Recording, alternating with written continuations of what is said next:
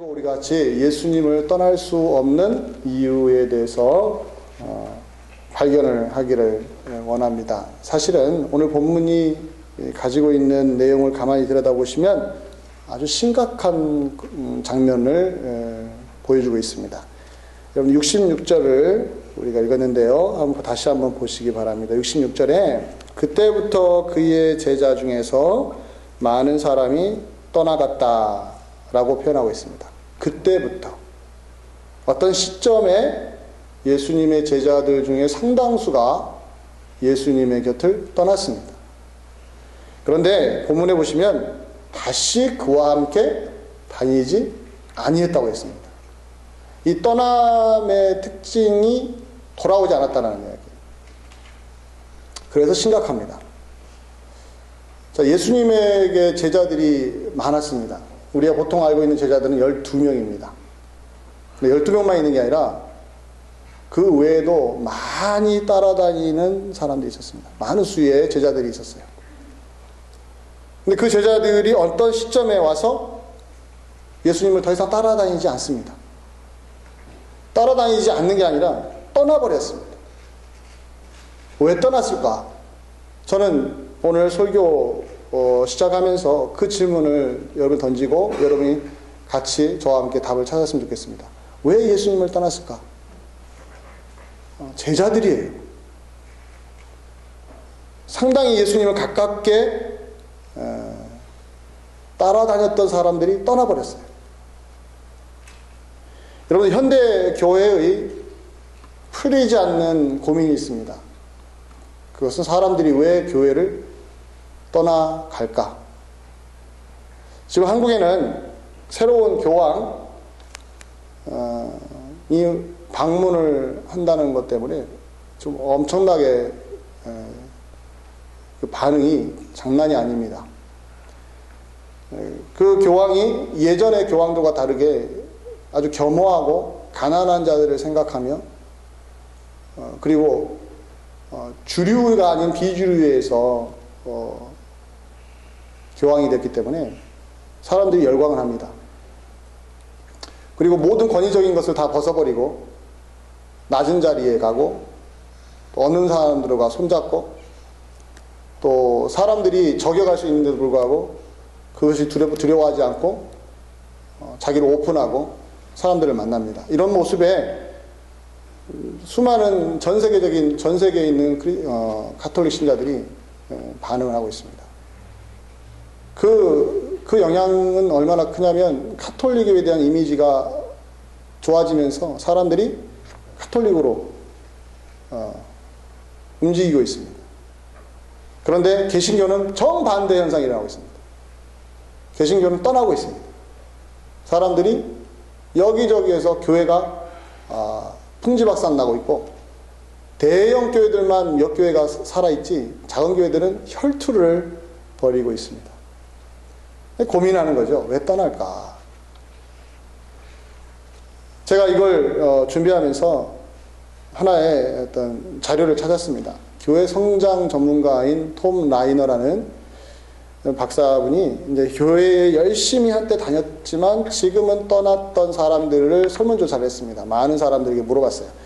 그들이 왜 교회를 등지고 있는가 물어봤더니 이제 총 7가지로 이유를 찾아냈습니다. 첫 번째 이유가 뭐냐면 도덕적인 실패였습니다.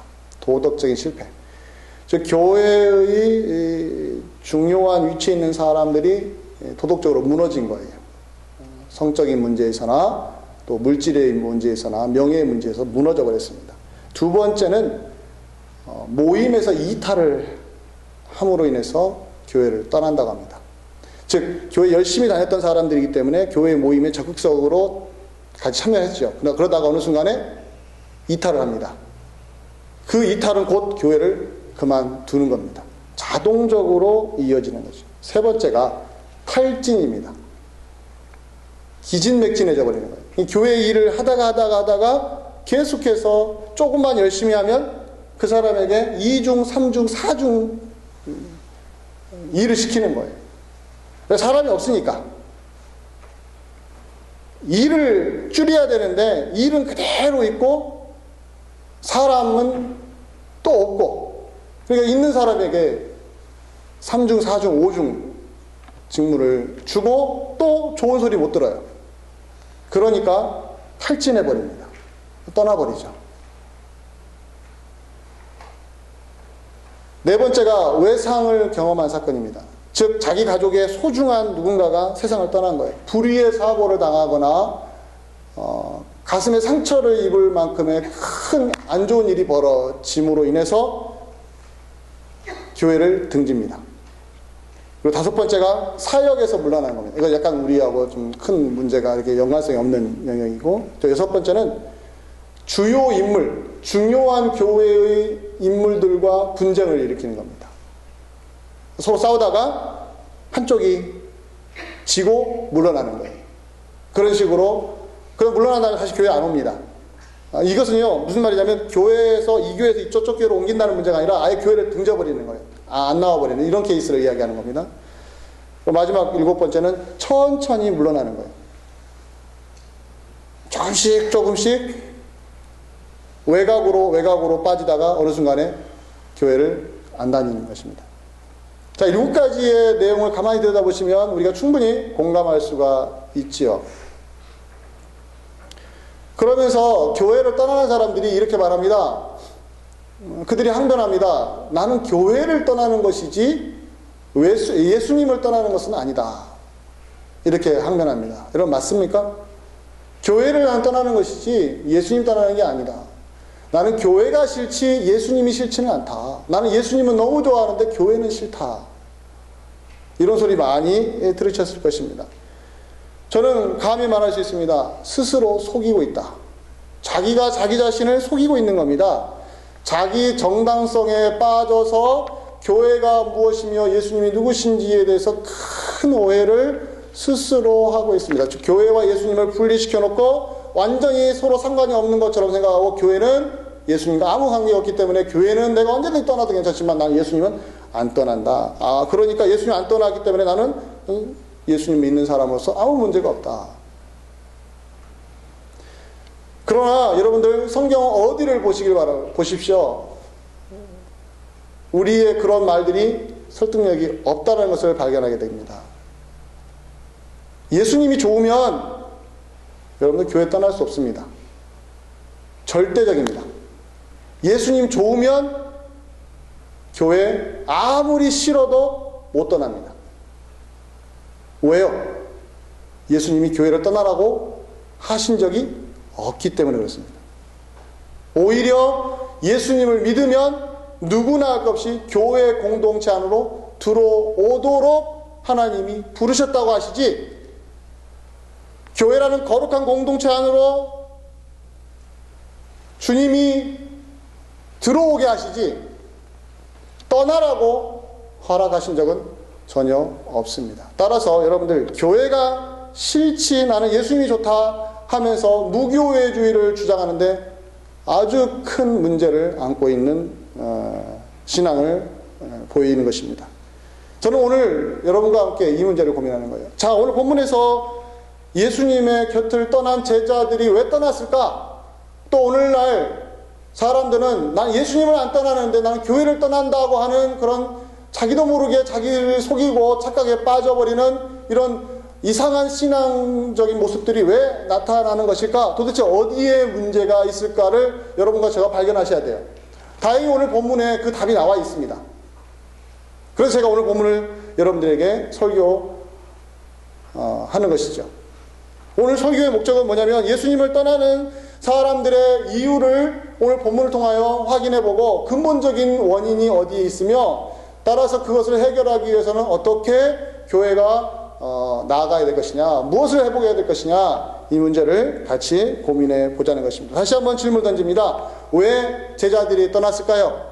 오늘 본문에서 66절 읽었는데 그 앞단락을 여러분들이 이제 보시면 됩니다. 60절을 제가 읽진 않았지만 60절을 한번 보시기 바랍니다.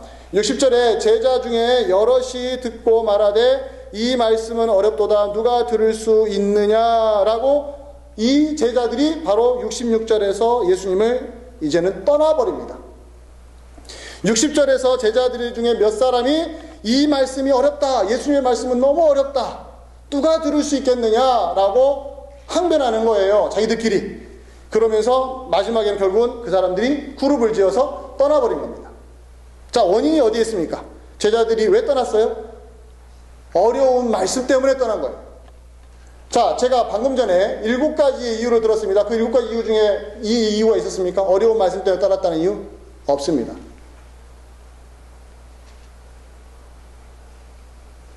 근데 여기 제자들은 말씀이 어려워서 떠났어요.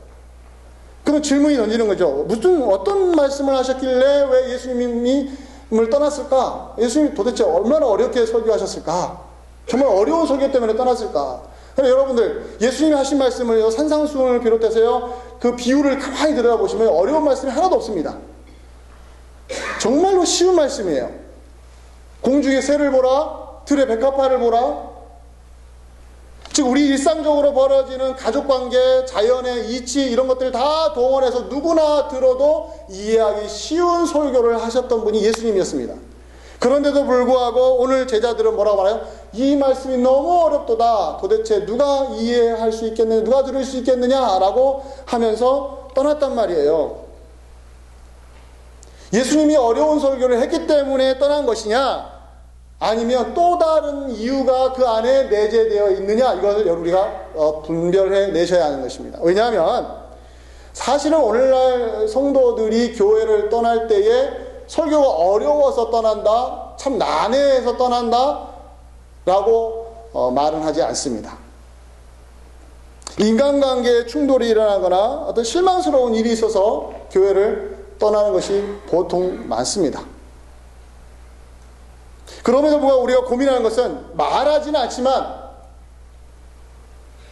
설교가 갖고 있는 중요성 때문에 과연 쉬운 설교가 성도들이 교회를 안 떠나는 이유가 되는 것이고 어려운 설교는 떠나는 이유가 되는 것이냐, 과연 예수님도 그런 이유 때문에 제자들이 떠난 것이냐 말했을 때에 본문에서는 아니라는 답을 주고 있습니다.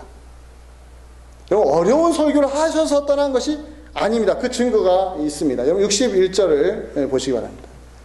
자, 제자들이 이 말씀이 어렵다, 누가 들을 수 있느냐. 근데 61절에 예수님이 그 제자들에게 이렇게 말씀하십니다. 예수께서 스스로 제자들이 이 말씀에 대하여 수군거리는 줄 아시고 이르시되 이 말이 너희에게 걸림이 되느냐. 자, 보십시오. 제자들은 어렵다고 했는데 예수님은 뭐라고 합니까? 걸림이 되느냐. 달라요. 우리가 제자들의 말만 들으면 야, 예수님이 너무 어려운 설교를 해서 제자들이 다 떠났구나 이렇게 말하겠지만 아니에요. 예수님의 말씀을 잘 들어보셔야 돼요. 설교가 이해하기 어려워서가 아니라 걸려서 떠난 거예요. 걸려서. 마음에 걸렸기 때문에. 즉 목에 가시가 걸려 있는 사람처럼 그 말씀을 들어서 꿀꺽 삼키려고 하는데 콱 목에 걸리는 거예요. 저것을 받아들이기가 너무 어려운 거예요. 괴로운 거예요. 왜 걸리겠습니까? 이게 자기를 괴롭히니까 걸리는 거예요. 내가 듣고 싶지 않는 메시지인 것이죠. 내가 별로 좋아하지 않는 내용이란 말이에요. 내가 원하는 설교가 아니에요. 그래서 목에 가시처럼 박혀 있는 거예요. 시험에 드는 것이죠. 내가 듣기 싫은 이야기를 자꾸 들어야 되는 이 괴로움 여러분 아시겠습니까? 즉 오늘 제자들이 예수님을 떠나게 된 이유가 어려운 말씀 때문인데 그 어려운 말씀의 실체는 제자들에게 걸렸다는 거예요. 걸렸다는 거예요. 소화해내기가 어려운 말씀이었다는 거예요. 무슨 말이냐면 이해를 하지 못하는 그런 이해 문제가 아니라 수용의 문제, 수용하는 것 문제. 즉 예수님이 하신 말씀을 이해 못한 게 아니라 받아들일 수 없었기 때문에 제자들이 떠난 것입니다. 매우 다른 이야기예요. 즉 오늘 너희에게 걸림이 되는 이 걸림이라는 단어가 영어 성경은 offend라는 단어예요. offend. Does this offend you? 이렇게 말해요. offend you. 너희를 불쾌하게 했느냐? 이거예요. 나의 이 설교가 너희를 불편하게 했느냐? 너희를 껄끄럽게 했느냐? 마음을 상하게 했느냐? 이런 뜻이에요. offend라는 단어. 즉 제자들은 이 말씀을 들으면서 매우 마음이 상한 거예요. 자, 그런 이유가 몇 가지 있습니다. 그 중에 하나를 여러분들 고린도전서 1장 23절을 보면 이런 중요한 바울의 말이 있습니다. 우리가 십자가에 못 박힌 그리스도를 전하니 유대인에게는 거리끼는 것이다. 여러분 잘 들으십시오. 우리가 십자가를 전했습니다. 근데 십자가가 유대인에게는 거리낀다는 게 걸림이 된다는 것 똑같은 거예요. 거리낀다는 건 뭐냐면요, 십자가라는 말만 들으면 마음이 꽉 막히는 거예요. 더 이상 예수님의 말씀을 듣고 싶지 않은 거지. 바울의 설교를 듣고 싶지 않아요. 십자가만 이야기하면 마음이 걸리니까. 왜 걸릴까? 유대인에게는. 그 이유는 뭐냐면 유대인에게 십자가는요 저주의 상징이고, 거기서 죽은 사람은요 저주받은 자이지 우리를 구원할 자가 아니라는 이야기예요. 그런데 십자가에 못 박힌 예수님이 우리의 죄를 대신해서 죽었고 그 십자가의 은혜로 말미암아 우리가 구원을 얻는다. 그러니까 유대인에게는 도대체 이해가 안 되는 거예요. 왜 이해가 안 돼요? 십자가라는 그 선입견이 있으니까, 십자가가 갖고 있는 뜻이 무엇인지를 아니까. 십자가 위에 죽은 자는 저주받은 자인데 왜 저주받은 자를 믿어야만 우리가 구원을 얻냐는 거예요. 이해의 문제가 아니라 뭐예요? 수용할 수가 없는 거예요. 머리로 아무리 이해를 시켜도 못 받아주는 거죠. 여러분들 이런 분들 되게 많습니다. 교회에 와서 앉아서 설교를 들을 때, 아니 복음을 들을 때에 이해 못하신 분들은 없습니다. 사실은요. 근데 못 받아주는 거예요. 받아들일 수가 없는 거예요. 이걸 내 안에서 자꾸 걸려요. 자, 그럼 예수님이 무슨 말씀하셨길래 이 사람이 이렇게 걸리는가?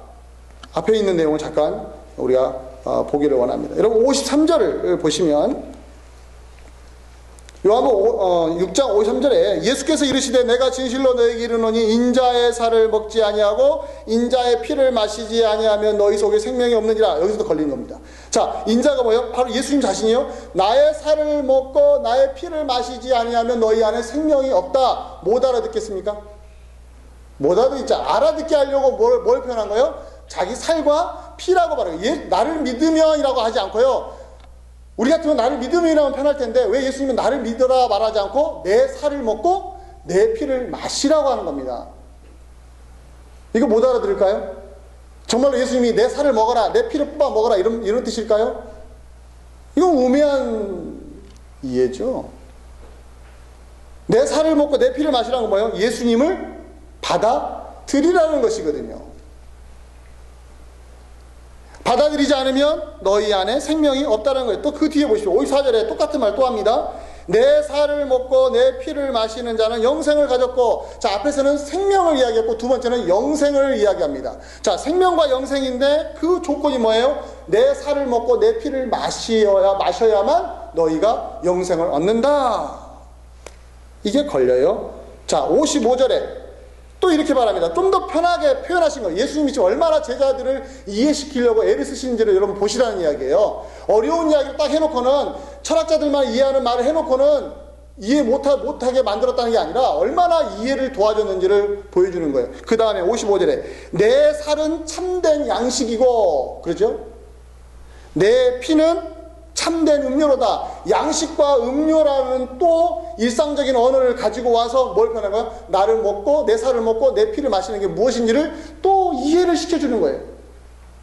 지금 예수님은 제자들의 이해를 최대한 많이 할 수 있도록 도와줬는데도 제자들은 뭐예요? 이 말씀이 어렵다. 누가 들을 수 있느냐? 하고 돌아서버렸단 말이에요. 그들 앞에서 예수님이 뭐라 합니까? 너희가 걸림이 되었느냐? 즉 예수님이 살과 살을 먹고 피를 마시는 것이 건립이 되었느냐라는 거예요. 이 말이. 내 살을 먹고 내 피를 마셔야만 너희가 영생을 얻는다는 이게 너희가 못 받아들이는 실체라는 것이죠. 여러분, 예수님은 지금 무슨 이야기를 하고 있습니까? 생명을 얻는 방법, 영생을 얻는 길, 이것을 제자들에게 가르쳐주고 주변에 있는 사람들에게 지금 설득하고 계시는 거예요. 지금 영의 말씀, 생명의 말씀, 영생의 말씀을 이야기를 하고 있는데 제자들은 떠나고 있어요. 이거 어떻게 합니까? 어떻게 해야 돼요? 자, 누가 문제가 있습니까? 누가?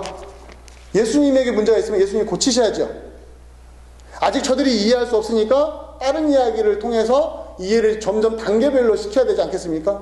그런데 예수님은 그렇게 안 하세요. 자, 그 다음 내용 보십시오. 이렇게 떠나는 제자들이 있는데 떠나지 않는 제자들도 있어요.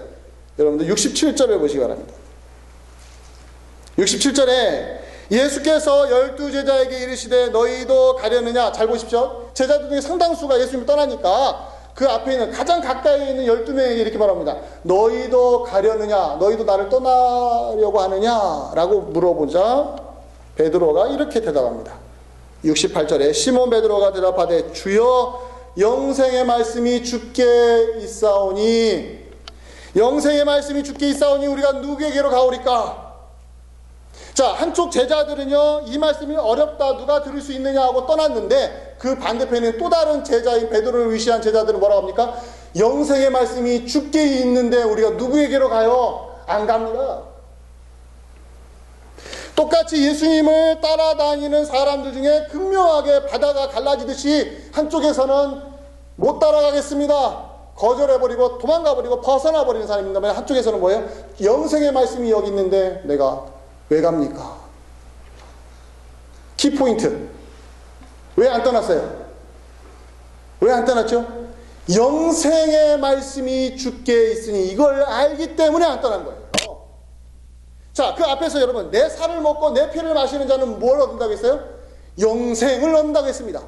즉 예수님의 유일한 관심은 영생을 누가 얻을 것이냐, 영생이 무엇이냐, 영원히 산다는 게 무엇인지를 이 육신을 입고 있고 오직 육체의 생명만을 생각하고 있는 사람들에게 외치는 거예요. 영원히 사는 것이 있다. 뭐예요? 나를 믿고, 나를 믿는다는 거예요. 내 살을 먹고 내 피를 마시면 너희가 영생을 갖는다. 이걸 베드로를 위시한 제자들이 알아낸 거죠. 찾아낸 거예요. 주께 뭐가 있어요? 이 영생의 말씀이 있으니까 우리가 어디 갑니까? 그러나 또 다른 제자들은, 떠난 제자들은 뭐예요? 그게 싫어서 떠난 거예요. 그게 싫어서. 정직하셔야 됩니다, 여러분들. 왜 교회 떠나요? 왜 다시 교회 안 와요? 예수님 좋다며요. 영생의 말씀을 모르기 때문에 떠나는 겁니다. 이유는 거기에 있습니다. 영생의 말씀이 무엇인지를 알고 그걸 믿고 확신할 때에 그 어떠한 유혹과 상처와 예수님을 떠나야 될 이유들이 얼마나 많습니까? 그래도 안 떠나는 거예요. 그 모든 것을 덮어도 될 만큼의 위대한 진리가 있어요. 뭐가 있나요? 영생의 말씀이 주께 있으니까. 잘 보십시오. 여러분들 지금 예수님과 제자들 간의 이 갈등이 얼마나 심한지를 보셔야 돼요. 지금 뭐가 가냐면요, 마치 이거 같은 거예요. 지금 만화 영화에 푹 빠져있는 아이들을 데리고 와가지고 뭐 하는 거예요? 교육 채널을 딱 틀어놓고 이거 공부해라 하는 거 똑같습니다. 이 답답한 거 아니겠어요? 만화 영화에 푹 빠져있는데요, 딱 TV를 틀어버리는 거예요. 그 교육 채널을 바꿔놓고는 이거 들으라. 그 아이가 좋아하겠습니까? 채널 전쟁을 벌이는 거죠. 밖에 나가서 신나게 열심히 놀고 정신 팔려있는 아이들에게 들어와서 책상에 앉혀놓고 공부시킨 거 똑같은 거예요. 공부하기 싫어가지고 밖에 나가 놀고 있는데 노는 걸 중단시키고 안에 들어와서 공부를 시키려고 하는, 이게 얼마나 힘든지 아시겠습니까? 예수님과 떠난 제자들 사이에 이런 갈등이 있다라는 거예요.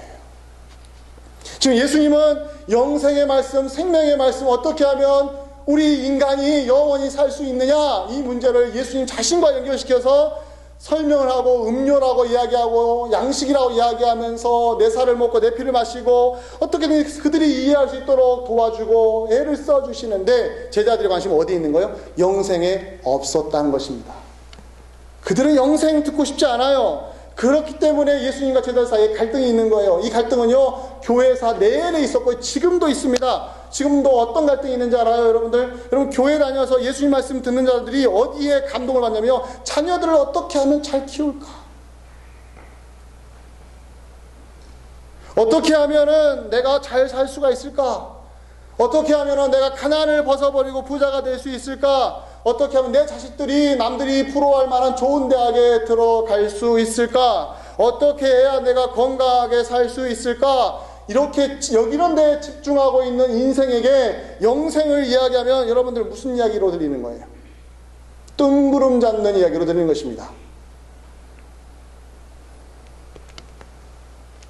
그래서 강단에서 왜 영생에 대한 설교를 안 하기 시작하느냐?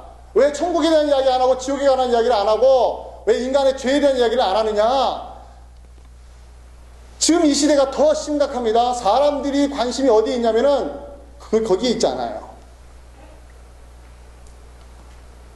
제발 답답한 이야기 그만하시고 우리들이 좋아할 만한 이야기를 해주십시오. 무언의 이야기들이 여기저기서 흘러나오고 있습니다. 여러분, 제일 좋은 교육이 무엇이겠습니까? 눈높이 교육이라고 합니다. 눈높이 교육. 가르친 자가 가르치는 받는 자의 눈높이에 맞춰서 가르치라는, 이게 바로 눈높이 교육의 핵심이죠. 지금 예수님도 제자들의 눈높이에 맞춰서 하셔야 되는 거 아니겠습니까? 제자들이 지금 영생에 관심이 없으면 그들이 예수님을 떠나지 못하도록 영생 이야기를 빼고 다른 이야기를 해줘야 되지 않겠어요? 건강이 나쁘면 건강을 해결해 주시고, 먹을 게 없으면 먹는 거 해결해 주시고, 서로 싸우면은 또 중재해서 서로 안 싸우게 해주고, 시부모와의 관계가 안 좋고, 뭐 며느리 관계가 안 좋고, 부모와 자식 간에 안 좋으면 그거 다 해결해 주시고, 그러면서 영생의 말씀을 해 주셔야 좋아하지 않겠어요? 원래 사실은 교회 다니는 예수 믿는 사람들이 거의 여기에서 머물러 있다고 해도 과언이 아닙니다. 그렇게 열심히 다니는, 교회 열심히 다니는 분이 어느 순간에 교회를 안 다녀요. 왜 안 다녀요? 누가 싫어서요. 영생의 말씀이 여기 있음에 누가 싫어도 다녀야 되는 것이 참된 신앙입니다.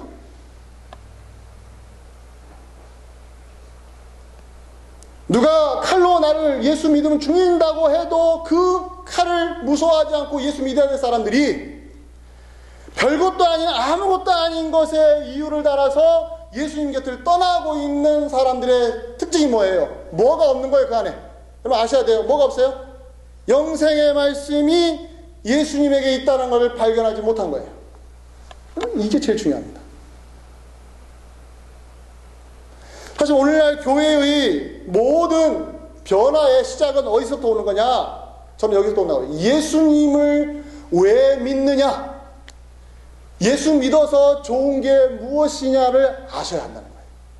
사랑하는 여러분, 예수 믿어서 좋은 게 뭘까요? 예수 믿어서 좋은 게 뭐예요? 답은 하나 있습니다. 영생입니다. 영생. 영생이 있기 때문에 여러분 예수님 말씀 중에 너희 보물 어디서 하라고 그래요? 하늘에 쌓지 땅에다가 쌓지 말라는 이야기를 하시는 거예요. 네 원수를 뭐라고 합니까? 사랑하라고 하는 이유가 뭐예요? 우리에게 뭐가 있으니까? 영생이 있으니까 원수를 사랑해야 되는 거예요. 우리에게 영생이 없으면 원수를 사랑할 필요가 뭐가 있습니까? 이 땅에 사는 것이 전부라면은 우리가 원수를 사랑할 필요가 없지요. 즉 예수님의 모든 산상수훈을 비롯해 예수님의 모든 비유와 가르침에 천국에 대한 비유 다 이해하려면 어디서 출발하냐면 영생부터 출발해요. 영생. 그래서 여러분 요한복음 3장 16절에 예수님이 뭐라고 말씀하셨죠? 하나님이 세상을 이처럼 사랑하사 독생자를 주셨으니 이는 저를 믿는 자마다 뭐라고 그래요? 멸망치 않고 영생이라고 하잖아요. 여러분들 그 당시 예수님이 살 당시 유대인들 이스라엘 사이에서는요 뭐가 제일 중요하면 가난이 제일 중요했습니다. 그리고 로마의 통치 아래에 있었습니다. 여러분들 로마의 통치 아래에 있는 이스라엘 백성들의 소원이 뭐겠습니까? 죽으나 사나 눈을 뜨나 눈을 감으나 소원이 뭐예요? 로마에서 벗어나는 거죠. 근데 예수님이 오셔서 로마에서 벗어나게 하셨어요? 안 하셨어요? 가난한 자를 해결해 주셨어요? 안 해주셨어요? 안 해주시고는 뭐라고 해요? 영생을 이야기한단 말이에요. 지금 사람들의 관심은 어디에 있어요? 저 로마에서 벗어나는 데 있고, 질병 걸린 사람은 건강해지는 데 있고, 여러 가지 인생의 여러 가지의 복합적인 문제들이 해결되는 것에 유일한 관심이 있는데, 이런 인생을 끄집어 데리고 와가지고 무슨 이야기야? 영생을 이야기해. 영원히 사는 문제를 이야기하니, 여러분들, 이 충돌이 안 일어나겠습니까? 사람들에게 물어보는 거죠. 너 나 왜 따르니? 이런 얘기죠. 예수님이. 우리도 물어봐야 되는 거예요. 예수님을 왜 따르십니까, 여러분? 질문 던지셔야 됩니다. 영생이 주께 있으니 예수님을 나는 떠날 수 없습니다 하고 답을 하셨잖아요. 그러면은 여러분 그 모든 이유가 이제 다 사라지는 거예요. 다시 말씀드립니다. 영생의 말씀이 주께 있음을 확신하신 여러분들, 예수 믿는 이유가 영원히 사는 문제를 해결하기 위한 것이라는 걸 아신다면, 이 땅에 육신을 입고 있는 자로서 경험하는 수많은 안 좋고 정말로 힘들고 고통스러운 이유가 다 닥친다 하더라도 우리가 예수님을 떠날 수 없습니다. 여러분 그 정도 확신이 있으십니까? 그것에 여러분이 답을 찾으셔야 돼요. 베드로가 뭐라고 했습니까? 주께 영생의 말씀이 있으니까 내가 누구에게로 가겠습니까? 어떤 종교에게로 가겠습니까? 어떠한 신에게로 가겠습니까? 어떤 믿을 만한 사람에게 갈 데가 아무 데도 없습니다. 왜? 영생을 주실 수 있는 분은 누구밖에 없습니까? 예수 그리스도 당신밖에 없으니까. 사랑하는 여러분, 다시 한번 말씀을 드릴게요. 여러분 혹시나 여러분 마음 안에 내가 예수 믿는데 너무 힘들고, 예수 믿는데 너무 지겹고, 예수 믿는데 무슨 보람도 없고, 예수 믿는데 무슨 힘도 없고, 여러분 다 그 마음 근저에 뭐가 있는지 보십시오. 여러분 삶에 대한 불만족 때문에 그렇습니다. 삶에 대한 불만족, 채워지지 않는 공허한 마음, 누구를 만나도 위로를 받을 수 없는 이 공허한 마음, 여러분의 인생의 수많은 문제들이 여러분의 마음을 뒤덮고 있기 때문에 그것이 나로 하여금 예수 믿을 맛이 안 나게 하는 것이지, 주께 영생의 말씀이 있다는 걸 안다고 한다면, 이걸 진짜 믿는다고 한다면, 그 어떠한 공격이 내 안에 들어와서 나로 예수 못 믿게 한다 할지라도 여러분 스스로 이겨낼 수가 있어야 하는 것입니다. 사랑하는 성도 여러분, 이상하지요? 젊을 때 예수 믿고 30년이 흘러서 60대가 되셨습니다. 예수 믿기 쉬우신가요? 예수 믿기 정말 좋습니까? 30년 예수 믿은 게 너무 감사하십니까? 난 30년 동안 예수 믿은 게 내 인생에서 최고의 축복이야, 여러분 말씀하실 수 있습니까? 이거 너무 비참한 거 아니겠습니까? 예수 믿는 사람들 너무 불쌍해요. 그러나 그 불쌍함의 근저에는 뭐가 있냐면 우리의 헛된 기대가 있습니다. 우리의 헛된 소망이 그 안에 있습니다. 영생의 말씀이 주께 있음을 내가 믿기 때문에 그 어떠한 육체적인 문제로 나를 공격해오는 무수한 공격들을 내가 다 이겨내겠습니다. 이런 싸움을 하지 않고, 예수 믿었는데 하나님 나에게 좋은 게 뭐가 있어요? 나 예수 믿는데 나에게 뭘 좋은 걸 주신 거 있어요? 아직도 이 하소연에 여러분의 마음을 빼앗기고 있다면 여러분 오늘 말씀에서 회복하시기를 바랍니다. 여러분 베드로가 왜 안 떠났어요? 왜 안 떠났어요? 주께 영생의 말씀이 있으니까. 영생이라는 게 뭐길래? 여러분들 영생이 뭐예요? 도대체 영생이 뭐길래 이렇게 귀한 것일까요?